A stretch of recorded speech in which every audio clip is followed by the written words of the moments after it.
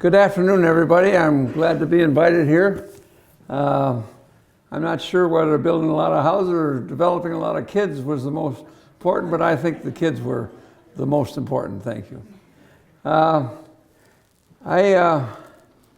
want to tell you just why I'm here is I retired 2 years ago, and about 6 months ago I was back in Detroit. Now I'm retired and live in Naples, Florida. And there's a Cardinal Club, which is a Catholic men's organization in Detroit that I've been a member of for a long time. And I hadn't been to a Cardinal Club in a year or two. So I was there, and the Archbishop, who's the head of the Archdiocese of Detroit, was there, and he and I got in a private conversation. And he said, "Are you enjoying retirement?" And I said, "No." And he says, "Why?" I said, "I'm bored." Because I was a very active person for a long time. I worked for 60 years at the same job. The job got bigger and developed in many different ways, but it was still the head of Pulte Home Corporation. So anyway, he says, "Well, what would you like to do?" And I said, "Well, you know, Archbishop, one of the things that I used to do at Pulte was go around every so often and go to the different divisions. And at that time, a city was a division. And at that time, I think we had about 64 divisions. In other words, we were 64 cities throughout the United States. And I would go and put on a program that was, as you get older, you get wiser. And that's the idea of that was that everybody in the audience, which was almost your age group or slightly older, maybe up to 40, was so that they didn't have to take 60 years to learn what I learned. I could pass it on at a much earlier stage. And that was the whole idea of the speech that I used to go around the country and give. And what I'm talking about here today is actually a condensed version of maybe 4 of those different kind of speeches, because I would go with a real purpose each time I went I had a real fixed purpose of what I wanted to cover. But this is still along the lines as you get older, you get wiser. So I want me to give you all of my thoughts that I can get across to you, so you learn them all in one day rather than take 60 years, because that's a long time to learn them all. So anyway, that's, I don't know how to work this thing. Yeah. So you just, I think it's going to be this one. We'll give you. Okay. Yeah. Okay.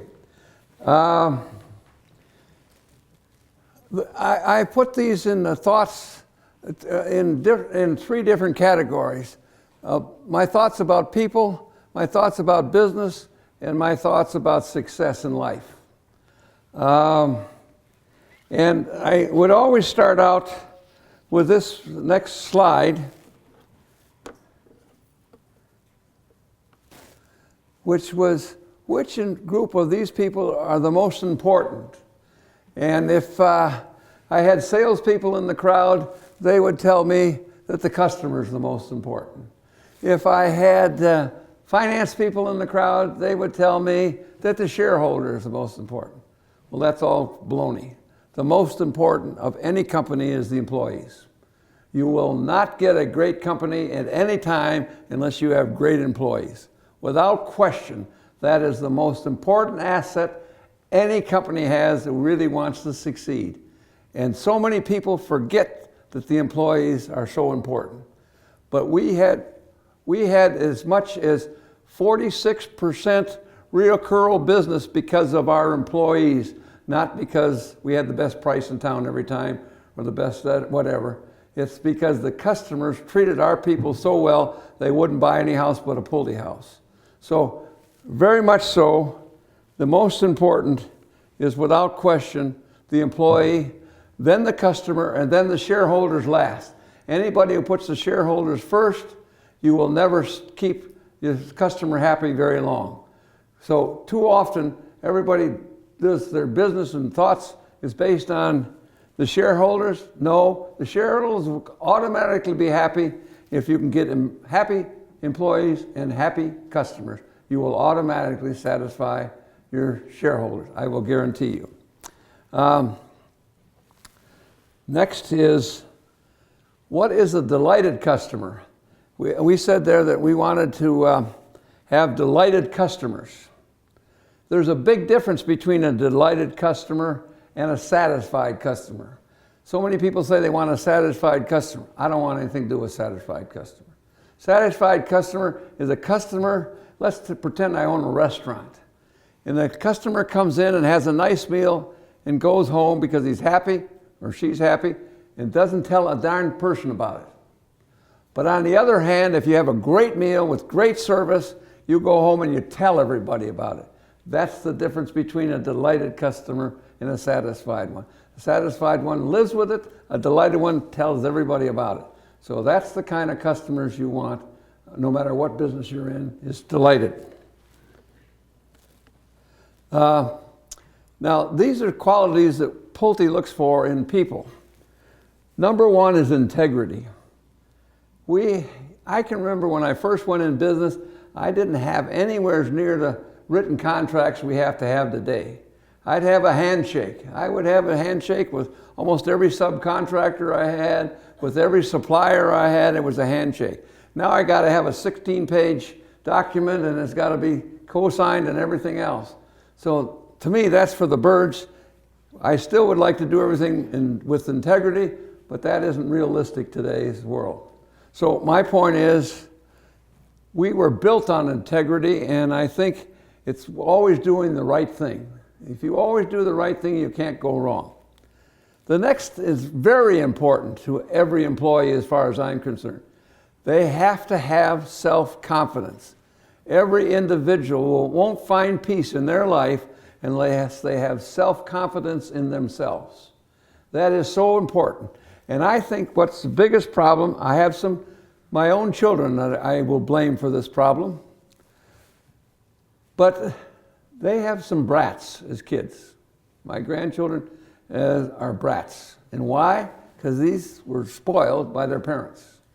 The parents did everything for them, but these kids got no self-confidence.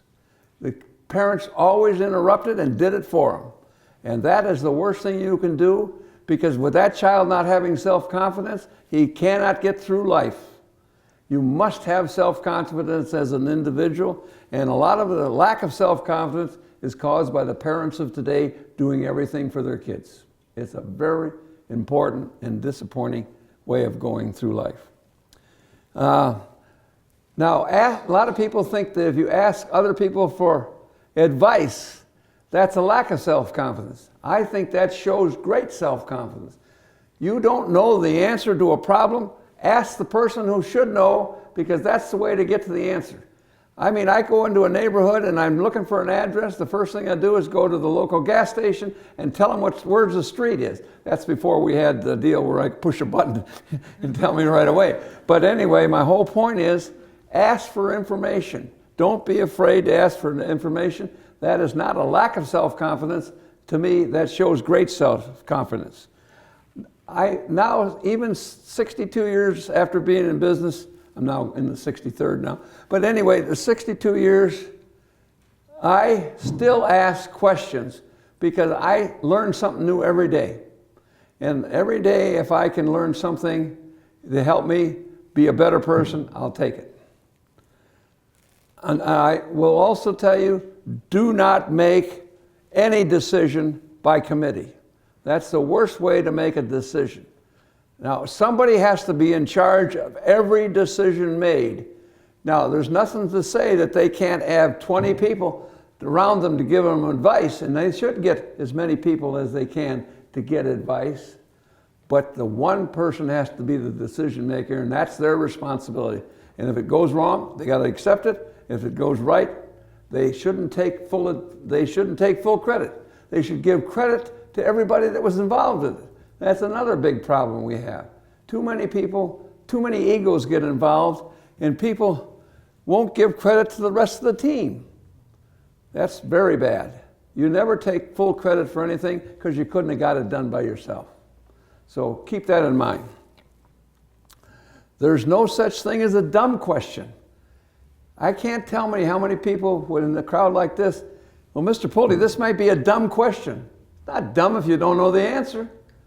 Why? It's a good question. So don't ask a question you know the answer to, but if you don't know the answer, it's a good question. Never call it a dumb question. Humility. Ego is the worst killer of individuals, both personally and business-wise. Ego, wanting to pat yourself on the back, taking full credit for everything, it kills careers, it kills businesses, it kills all kinds of things. Ego is worthless. If you want ego, chuck it in a wastebasket someplace and come up with not being afraid to say, I made a mistake, not be afraid that I should have done it differently, and thank you for helping me get to where I'm doing. Those things are always great. Humility is a great asset. Actually, if you are humble, you're not worried about what everybody else thinks, and that allows you to think much clearer. You'll be surprised how much clearer you will think if you're not worried about what the outside is going to think, what my neighbor's going to think, what my other employee is going to think. Just do what you think is right, and that's what it takes. Leadership. Leaders, I think, have to be blessed with two very important. There's a lot of other things that you can have for leadership, but a good leader has to have vision. Somebody has to know where we're headed. Somebody has to know what direction I want to go. Not necessarily every detail of how to get there, but he has to know where we're going. And he has to lead by example. A good sergeant in the trenches doesn't say, gang, take that hill over there. He says, come on, gang, we're taking that hill. That's a big difference than telling somebody to do it or actually being involved in doing it with them. Courage. I don't need wind checkers. One of the worst kind of people that you can have for employees is the guy goes like this. Which way is the wind going? What does the boss want to hear? That's what I want to answer. Tell them what you honestly think. That's the most valuable employee we can have. So many people are afraid they're going to lose their job if they tell the boss the truth. That's the way you keep a job at Pulte. I don't want somebody that's a wind checker. I want somebody who will tell me what they honestly think. That's so important. Don't be afraid to take calculated risk. Calculated risk is a risk that you take not by flipping a coin, but by collecting the facts. And you don't even have to have 100% of the facts. If you get 80% of the facts, that should give you enough to make a good decision. But then make it, because if you wait too long, the decision may disappear. The whole thing may disappear and you've lost the opportunity. So don't be afraid to take calculated risk, but don't do coin flips kind of risk. Take risk based on real facts. Doers. I can't tell you how important it is to give a job to somebody who will get it done. So many people will spin all kinds of everything you can think of, and the job never gets done. On the other hand, you got some guys that have no idea of anything but how to get it done. They don't debate whether the thing is half empty or half full. They say, how do we fill it up? Now that's the kind of guy or gal I want, is somebody who knows how to fill it up, not debate whether it's half or empty. That's not important. One quality that great people need is common sense. I will take and tell you that I've had Harvard graduates, I have had every damn New England college or university graduates, and they can't find their way to the bathroom, or at least back from the bathroom. But I can tell you, you give me a guy with common sense, he will get the job done on time and better than you ever thought. Good old common sense is worth more than brain power in one direction. I will guarantee you.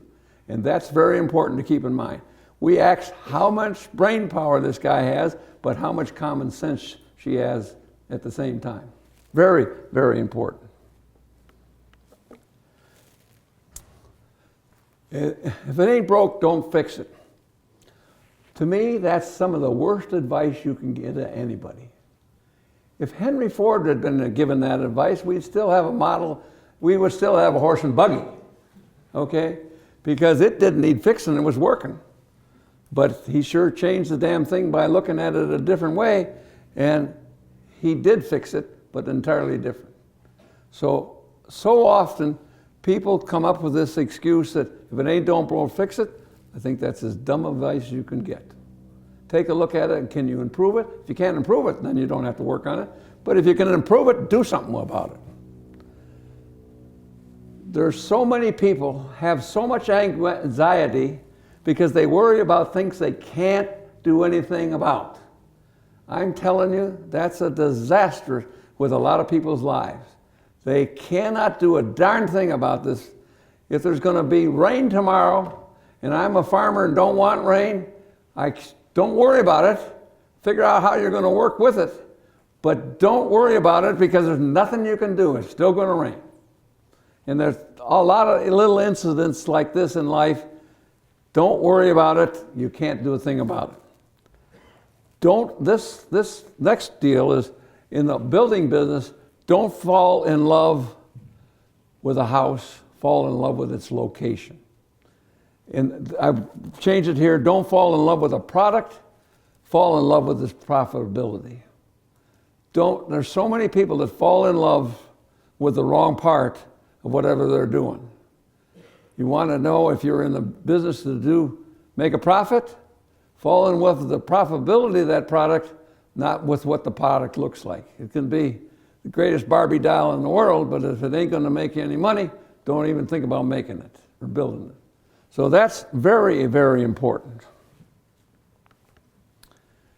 Don't spend any time worrying about people think of you. I can tell you there's so, particularly women, I don't want to pick on you girls, but how do I look, honey? How do I look? Do you like this dress? Yeah. They're all worried about that. Don't worry about what other people think of you. Just do what's right. If you do what's right, you can go to bed happy every night. You can feel good about yourself all the time. But if you're doing everything to please the next guy down or the next person around the corner, that's wasting your time. Don't worry about what other people think about you. Don't do it at all. Thank you. Just saying the words thank you to an employee, whether it's up or down in the chain, you'll get a lot of good stuff out of just plain thank you. Even if you go to a waitress and say thank you when they're filling up the glass of ice water, they will treat you differently inside than they will if you get grumpy about it, okay? So just saying the words thank you are very important words to make a lot of people happy and easy. A company must change to grow. If everybody still stayed, everybody in the building still stayed, building houses the same way we did in 1950, we would still be driving nails with a hammer instead of driving the nails in a second. In the same amount of time it takes you 30 seconds to drive a nail by hand. And we could therefore drive 30 more nails in a half a minute than you could by doing it the old-fashioned way. There is no reason in the world you can't change. Now again, it's got to be calculated changes, but you must change and grow. You cannot grow if you don't change. It's staying in that same rut will not get you to be successful for very long. You need to have change and grow with change. No such word as can't. Every one of my children, every one of my grandchildren say, Grandpa, there's no such word as can't. That's right, I tell them that. There is no such word as can't. Now you and I know deep down in, that may have to apply once in a while, but I don't let them know it. You cannot say you can't, because you'd be surprised how often you can succeed if you really try it and look at it even differently sometimes. But there is no such word as can't as far as I'm concerned, and that's still in my vocabulary. I think like a businessman and think like a customer. Too often, I'll give you an example. General Motors put as chief executive officer a finance guy about 25 years ago. That's the dumbest thing they could have done. I would never put a strictly finance man as a CEO or as chief operating or executive officer to a finance person, because everything they're going to think is based on finance. And you need a lot more than that. You need what the product does, while the product performs, and if it costs a little more, it's probably be smarter to do that little extra money because it'll actually sell more product. I can't tell you how many people spend a little more money to build a product better, and they sold it much faster and money more because they were not just looking at the bottom line, because the bottom line will screw you up more often than not. I'm not saying, by the way, you shouldn't keep the bottom line in mind, because I can tell you there's a lot of great houses that we had designed and we threw them away because they were too expensive to build. But the whole point is the bottom line didn't call it there, but everything else it fit. It's the bottom line in that case was too expensive. But if the customer can't afford it, the customer, therefore you're thinking like a customer, I can't afford to buy that house, it's too expensive, then you don't make it, no matter what the profit and loss line looks like. If you really want to find true happiness, you must have inner peace every day of your life, not just on Sundays. Now, what I'm trying to say there is very important, and you people going to a Catholic university probably understand that as well as anybody. In other words, religion just doesn't show up on Sunday. It's got to show up every minute of every day of your life.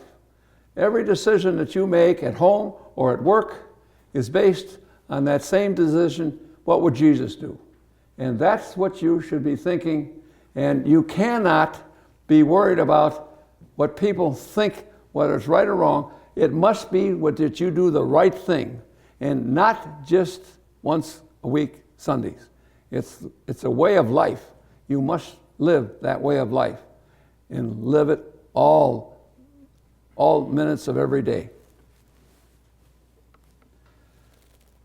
What talents are required for any business to succeed in the future? I firmly believe, I've already said this a couple times today to different groups, there are 5 basic talents every business must have or have access to. You may not have them on your payroll. In fact, in many cases, you will not have them on your payroll. But you got to have these talents available to you in order to succeed. The first one, someone must understand the trade. If you're a shoe store owner, and in one neighborhood, you're going to have boots as a big common item because that's in the working class neighborhood. If you're in an upscale neighborhood, a boot is hardly even going to show up unless it's a hunting boot. But it's not going to be, so you got to know what products you should be selling, when should you have the sales, when does the fall season come in, when does the spring season come in, etc., etc. You got to know the trade. In the case of your cars, you must understand how to design a car, you must understand how to manufacture a car, you must understand how to sell a car, you must understand how to finance a car, etc., etc. Everybody has to have somebody who knows that trade and that business well. You must understand business finance. Now, a lot of people say, oh, I got a bookkeeper, or I got an accountant, or I got a CPA. Those guys are worthless, or if they're gals, they're just as worthless, okay? But anyway, my point is, they are what I call news reporters. They tell you the news, their balance sheet, 30 days, 60 days too late. I don't want to know what's happened to me 60 days from now. I want to know what happened to me today. So if I have somebody who understands business finance, by that I mean, what happens if I spent the money this way instead of this way? What would that happen to my balance sheet? What would that happen to my cash flow? I want to know these things now.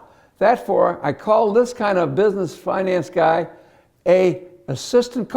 He's in the game at the time the game is going on, not 30 days later, not even the next morning when the game is over and you can't do diddly about it. I want somebody there doing it today so they can make the decision, help me do better. So anyway, I got to have business finance as the second item. The third, and one of the most important of all, and this is the one most people say, I can't afford. I'm saying you can't afford to be without it. That is somebody who can help you select people. Because the most important thing of any company and any company's success is the people they have. And if you pick the wrong person, what you're going to do is end up 6 months later trying to get another person to fill that job. So you've got to pick the right person at the right time and go forward from there. Without the right people selection ability, you will lose a lot of money and get nowhere. And now the fourth leadership skills, somebody must be a leader in a company. Usually it's the founder of the company, but even some of the founders of the companies aren't good leaders because they got a pet project that they're working on, a pet product they're working on, and they're really not leaders. And the the leader is the glue that holds the whole team together. He also has the vision. We talked about that. He thinks long-term and strategically. He gives responsibility and rewards to others. He's not afraid to distribute the credit for things. He always asks what and why and does the right things. The last skill that's required is management skill. And a management skill is considerably different than leadership. A manager guy is to take the vision and draw a nitty-gritty plan so that the vision can be accomplished. And there's a huge difference between a leadership man and a management man because one's nitty-gritty and one's broad thinking, and that makes a huge difference in the way they approach anything that they do. So again, they ask how to get it done, where the leader asks what and why do I want to do it. There is no such thing as a self-made man. I firmly believe that.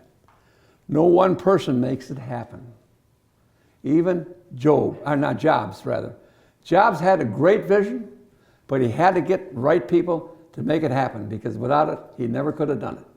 He knew exactly what he wanted, but he had to have outside help. The big problem that he had, as far as I'm concerned, he never gave credit to anybody but himself.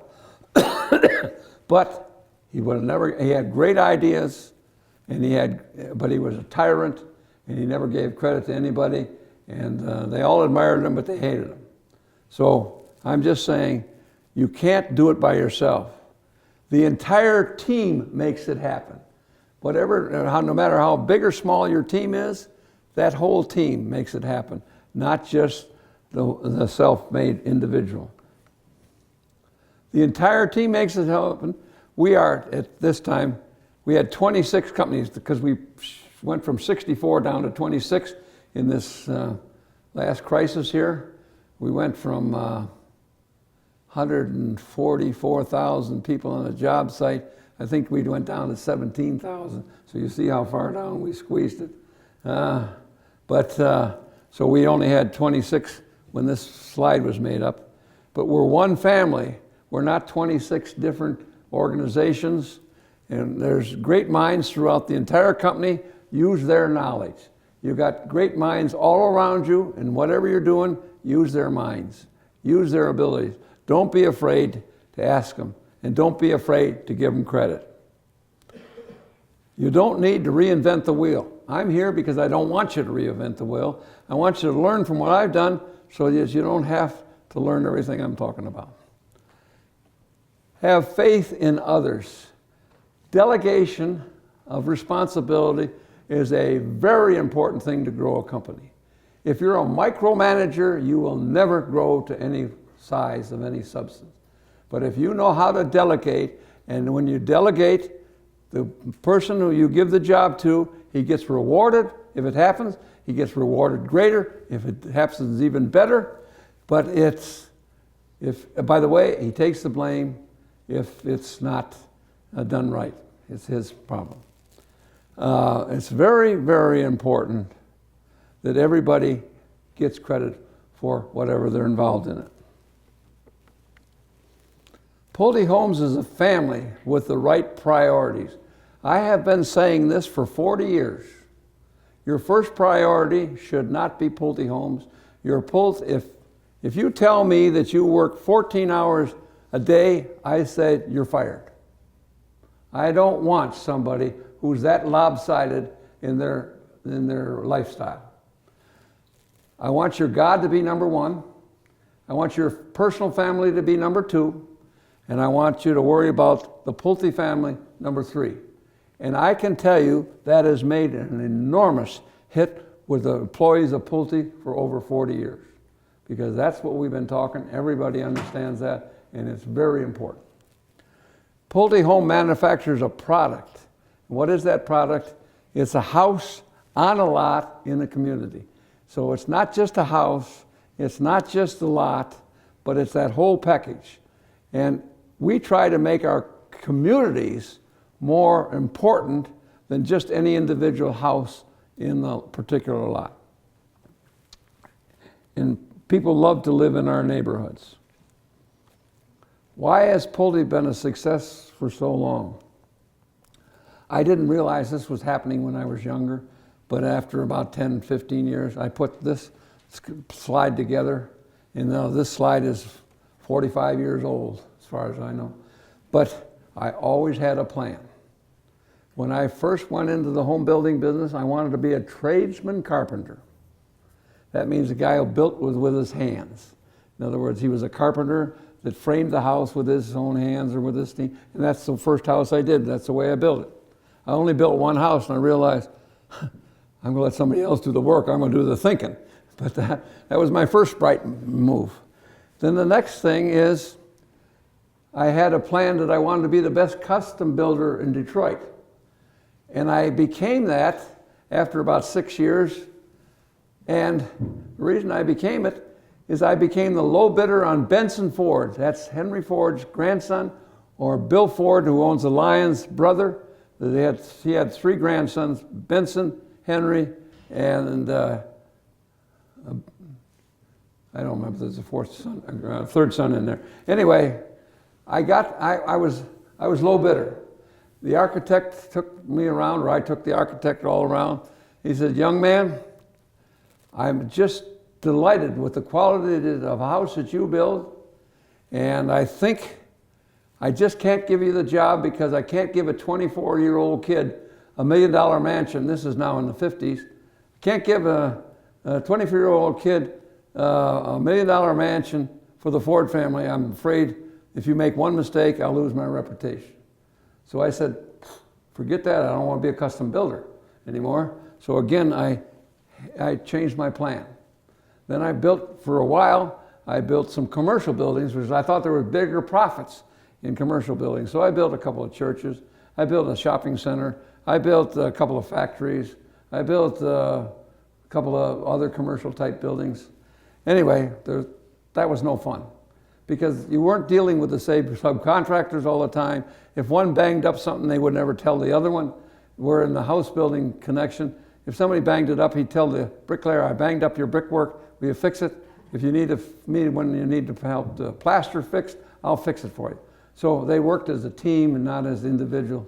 And I just couldn't stand the commercial business. Plus, there wasn't the money in it that I thought there was. So then the next thing I went was in the land development business, and that's where I started. In 1960, doing what I'm now doing is building houses on my own lots, etc. But my whole point is I always had a plan. I didn't realize this, but I always did have it. I had geographic and product diversification. That was probably one of the best things I ever did. I was the first man in America, I didn't realize it at the time, to actually go outside the metropolitan area which I was operating for new business. I came and was operating in metropolitan Detroit. And I came to Washington, D.C. about Well, it was 1963, in November of 1963, so that's almost 40 years, 50 years. Anyway, I came here to see a builder because he was selling twice as many houses as I was, and I wanted to know what the problem was. Why was I not building more houses and selling more houses than he was? It took me 3 hours after we first got here to solve the problem. You had a better market than Detroit. That was the whole key. 30 days later, I was here trying to open up a subdivision here. I wasn't going to build another subdivision in Detroit because I could build the same amount of houses and make twice the money. And that's why I came to here. Then I went from there to Chicago, then to Atlanta, then to Denver, and then on and on. But my point is, I was the first one that went outside of the geographic area. Levitt was the only one that came close. He was building in New Jersey for the people of New York, but it was just across the river. It wasn't, 600 miles away for another subdivision. So that's one of the first things that Pulte had was geographic and product diversification, which was fabulous to help us to grow. We were never afraid to take a calculated risk. That was some things I always prided myself on. If something had to change, I tried to figure out what it had to be, and I did it. And never afraid to make changes, even in the same product. Even though it was selling well, I would make changes to the product. And then the last here is great people are Pulte Home's most important asset. I will never stop saying that. I firmly believe that any company, anybody here wants to start or get involved with, if you really want it to work, it's the people that's going to make it work. Never be afraid to hire better people than you are. My goal was if I couldn't hire somebody better than me, I didn't need to hire them. Now, I could probably take them on in house design. I could take them on in how construction goes together and so forth. But I couldn't take them on in finance. I couldn't take them on in marketing. I couldn't take them on in many ways. So they had to be better than I was before I would even think about hiring. And that's what everybody should have. Don't be afraid to hire somebody better than you, because if you really want to succeed, you need them. Because if you can't do the job, get somebody better that can. It's very important. The key to success, in my opinion, is inner peace. This is very important. Actions to obtain inner peace. Find and pursue your passion. In my opinion, I never worked in 62 years, I never worked a day in my life. And people said, Bill, how can you work so hard? I was having fun, and I never worked a day in my life. And that is all the difference in the world. So if you can find a job that you will love to do, that's no matter what, I wasn't ever thinking in the early days about making money. I just had fun building houses. And that's so important. Just all of a sudden, by the way, I don't know if you people know this, I lost $1.4 billion. In other words, $1.4 billion in this big recession. There's not many people that are sitting here telling you that they lost over $1 billion, and I'm laughing because I got inner peace. That makes all the difference in the world. Some people are committing suicide because they lost $1 billion. Think about it. Well, God gave me that deal for a long time, for years. I was a billionaire. I'm not now. I'm just poor Sam. I still have a little money there. I know. You got to have some achievements. You got to have some achievements, and you got to have failures. Again, talking about parents, who every kid on the team gets, every team in the league gets a winning trophy. That's for the birds. That's so unrealistic. You got to have failures. If you can't take failures, what are you going to do when you get to be an adult? You're going to cry at 25 years old instead of looking at the problem and solving it. No way. You got to have to build self-esteem, you got to have achievements. But you also got to have failures, because a kick in the teeth every so often is very important. You learn more with your failures, I can tell you that. I've learned more with some of my failures than I have with my pluses. Because the pluses you just went on and thought was great. Failures you say, what the hell did I do wrong? And that makes a big difference. Be and think positive. As I said earlier, don't think of whether the thing is half full or half empty. How do I fill it? That's the way you want to be thinking. Love, the greatest gift anybody can have or give.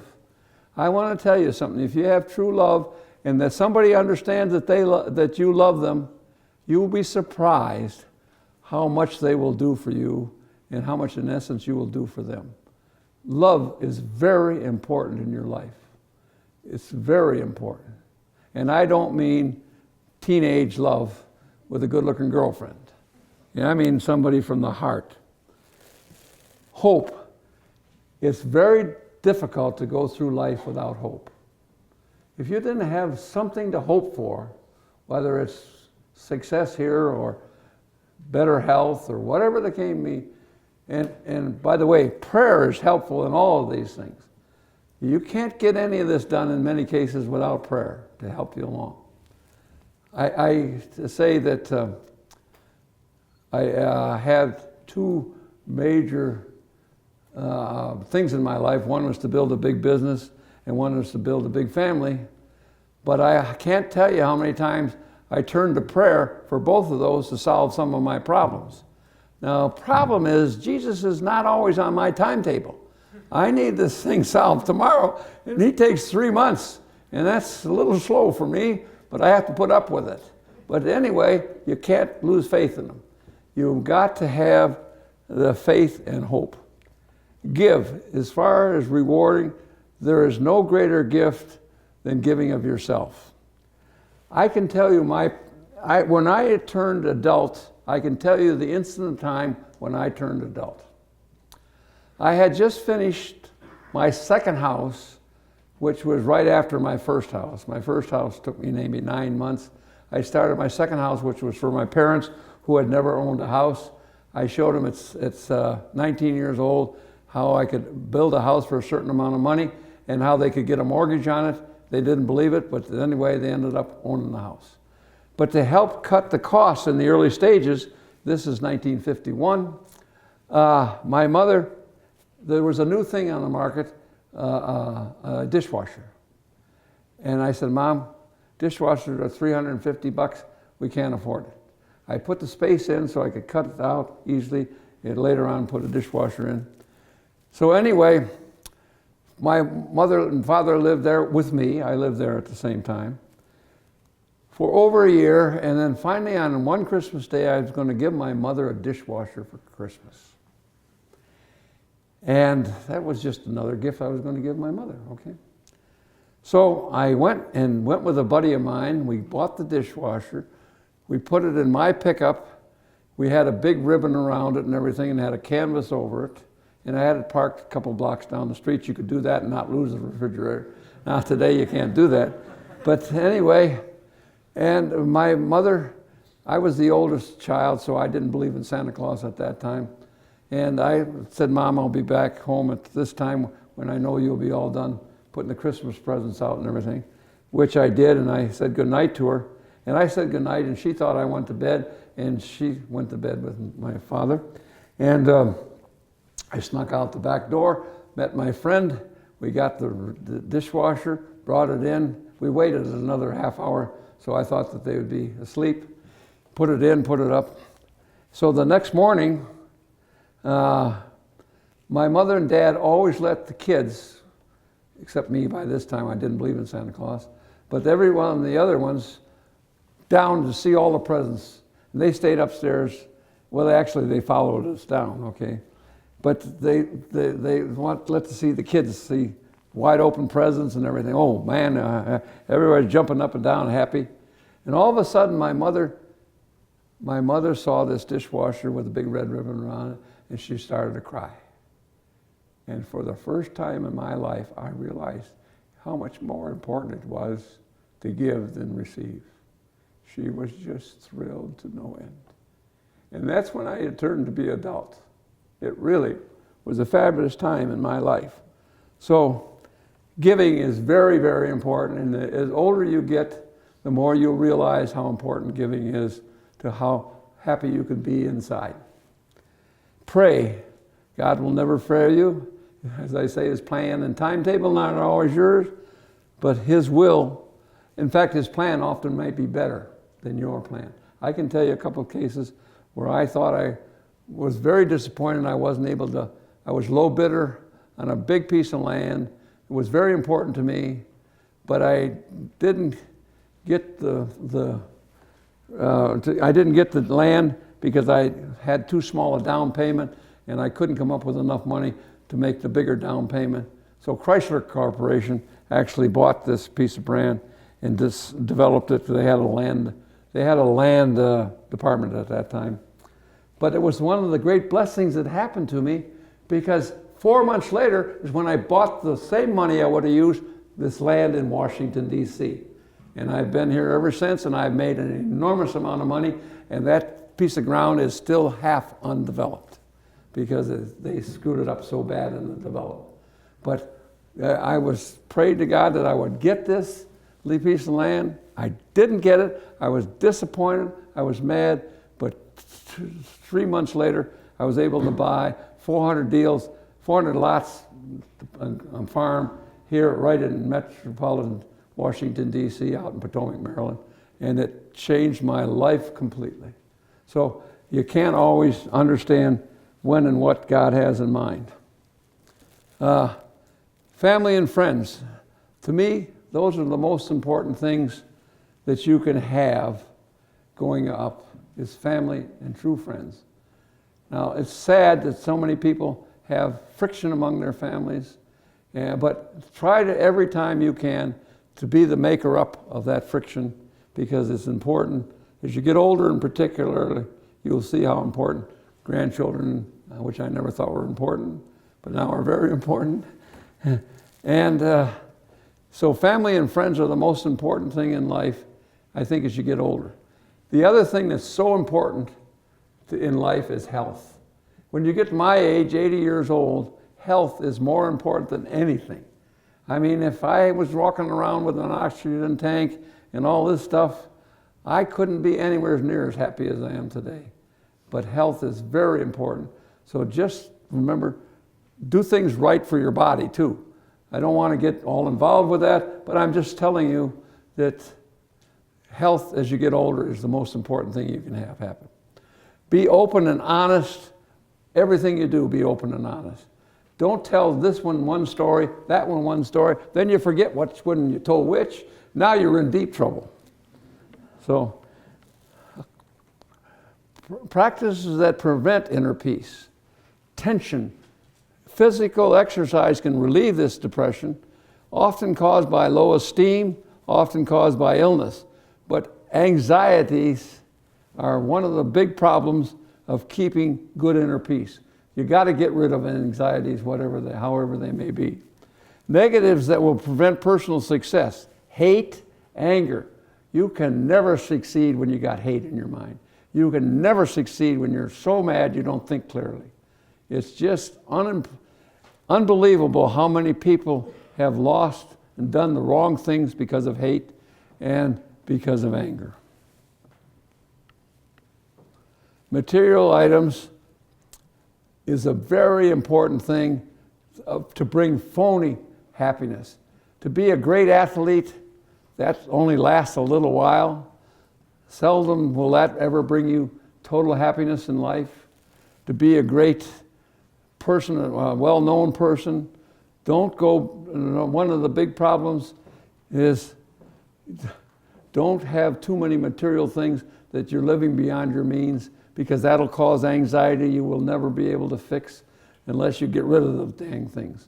So it's very important. Don't go beyond your means. Living in the past. I can tell you, I got some friends that are old athletes. They're still telling me in college where they ran that damn touchdown against Notre Dame. I don't give a damn. That was 50 years ago. What the hell did you do today? That's what I want to know. So anyway, so many people live in the past, particularly professional actors, actresses, and athletes. culture can make or break a company. If you don't have the right culture throughout the company, I will tell you, it won't work. If everybody is on a different path in the base of culture, of having items like we're talking here, your company will never make it. Set your priorities, your God, your personal family, your Pulte family, but set these up daily, monthly, yearly.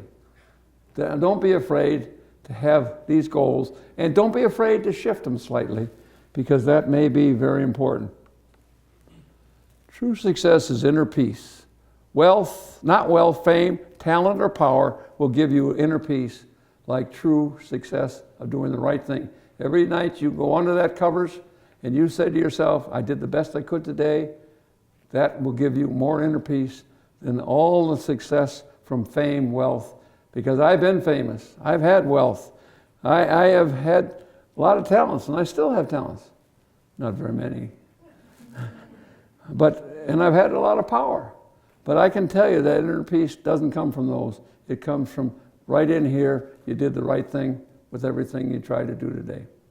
That's it. Thank you.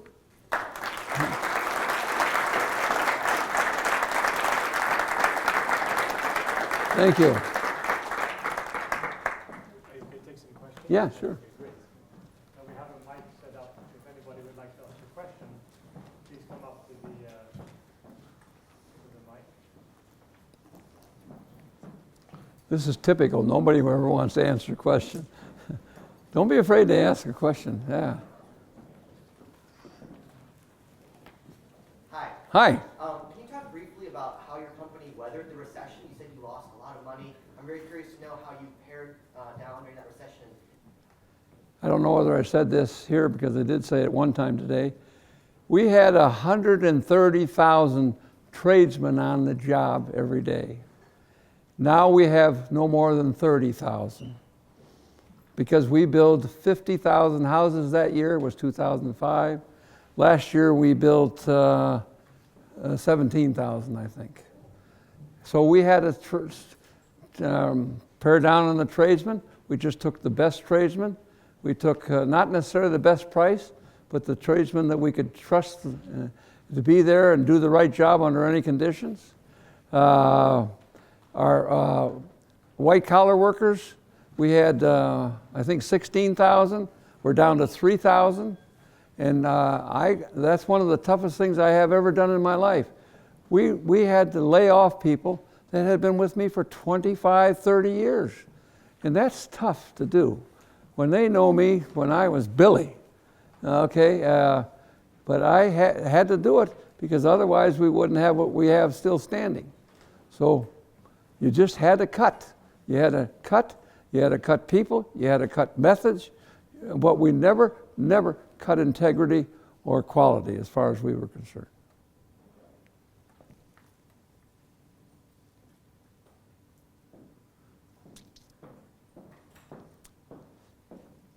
How would you say that you were able to balance your work life and your family, especially since you didn't work with your family? Well, I had one very, very important practice. I was home at 6 o'clock for dinner every night, unless I had to be out of town for some reason, and I never stayed out of town if it didn't have to be more than one night. But every child that was there knew I'd be there for dinner. And we had all kinds of discussions at dinner, political and religious, etc., etc. So I was there. And I was there every Saturday, every Sunday. We went to Mass together. So it wasn't, I got up at 6 o'clock in the morning, was gone early, but I was there at 6 o'clock for dinner every night.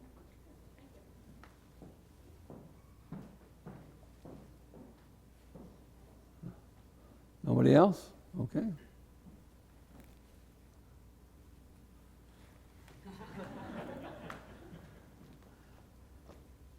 have one question, Bill. You mentioned several times the importance of prayer. Could you say a little bit more about that? This is, as Catholic University, obviously very important to us. Your point about being kind of living your religion every day, not just Sundays, and the importance of prayer. Could you tell us a little bit more about that as kind of being a Catholic, being a very successful business person, how that kind of affected you, how that guided you in your work? Well, early on, I had a major problem in my life. I won't go into that major problem, but I lived right across the street from a Catholic church. And it was during Lent that I decided I was going to go to Mass at 6 o'clock every morning before I went to work.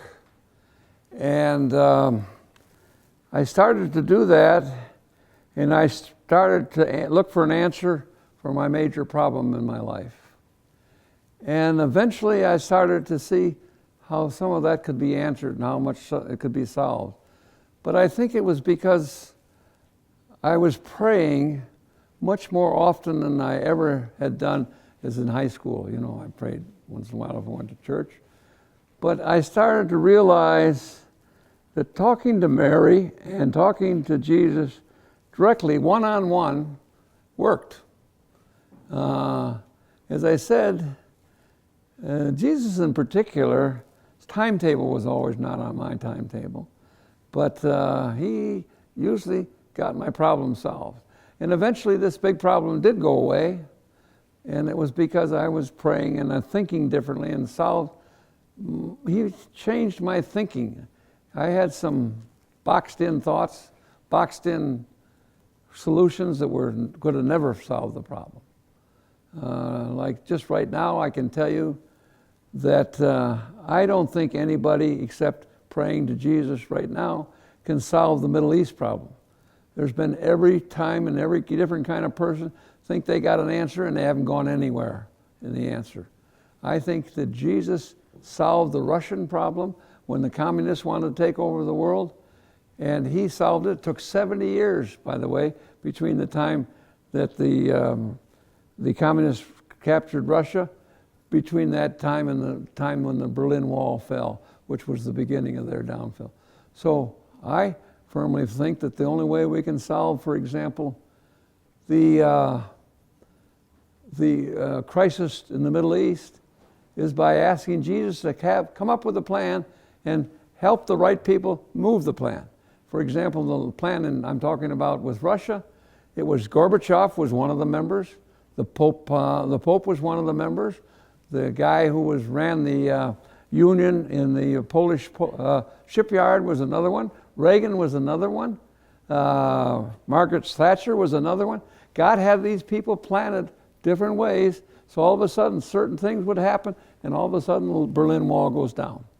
I think that same thing can happen, but the whole world's got to get back asking Jesus to have some help. And I think that I've always had my prayers answered, but not always the same as I thought or in the same timetable. But I can tell you, I pray all the time. And I don't pray once a day. I'm driving and I pray when I'm at a red light. I pray 25 times a day. But it's just short prayer. Thank you, God, for not letting me hit the car in front of me because I was stopped quick enough. You know, well, that's a nice thing to say to him, because otherwise I'd have banged into him and I'd be still sitting there. But so you say thank you, you know, that's a little prayer, but it only took 10 seconds. So anyway, I think that prayer is very important in our lives, and not just one day of the week, or not just even one time a day, all the time. Prayer will help. You got to have confidence, so that Jesus will do it. See, the next class is beginning, so we lost some of them. But I want to thank you, Bill. This was really wonderful, moving, and a lot of wisdom you packed into this talk. We have some drinks and snacks, so those of you who don't have to run to your next class, who are done for the day, please feel free to stay. They may have some one-on-one questions and so on, but a round of applause for you. Thank you. Thank you. Thank you. I hope I was helpful. That's great.